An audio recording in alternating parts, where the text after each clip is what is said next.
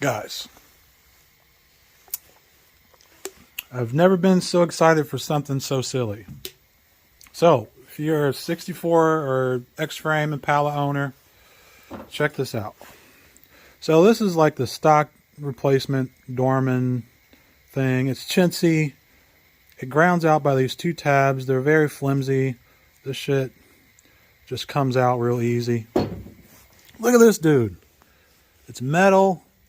It's got all these little claws, and it's got a ground terminal on it, which, to be honest, once you get all these in, you don't need it.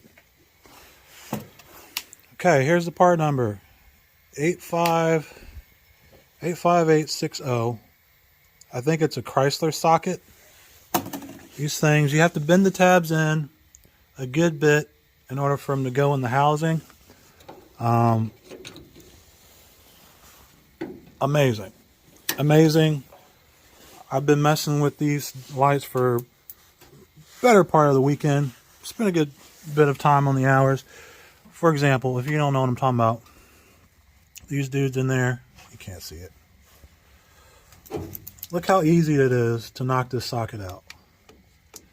I'm gonna try to do this without having to edit it.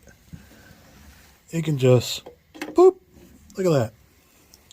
So I'm gonna put this socket in.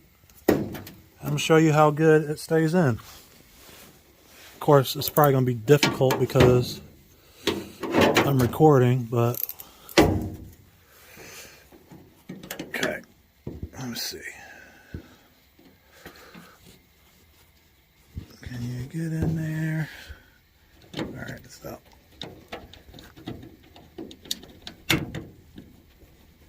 Yeah. Wow. If this don't show you how good they fit,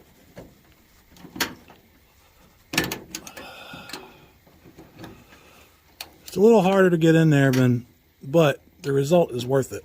Because once they're in, they're in. There we go. Okay, so that bad boy's in there. But you can pull, yank. Let me see. But my point is, it's nice and good and stationary. You can touch it, wiggle it, whatever. And then I'll turn on my parking lights so you can see. It's blinging. All of them work right now because I've spent a lot of time effing around with those plastic sockets. But these things are dope. So I'm changing all of them to them. Thank Jesus. Now my turn signals work, my brake lights work, and I don't have to worry about checking my taillights every time I get in my damn car. Fantastic day made.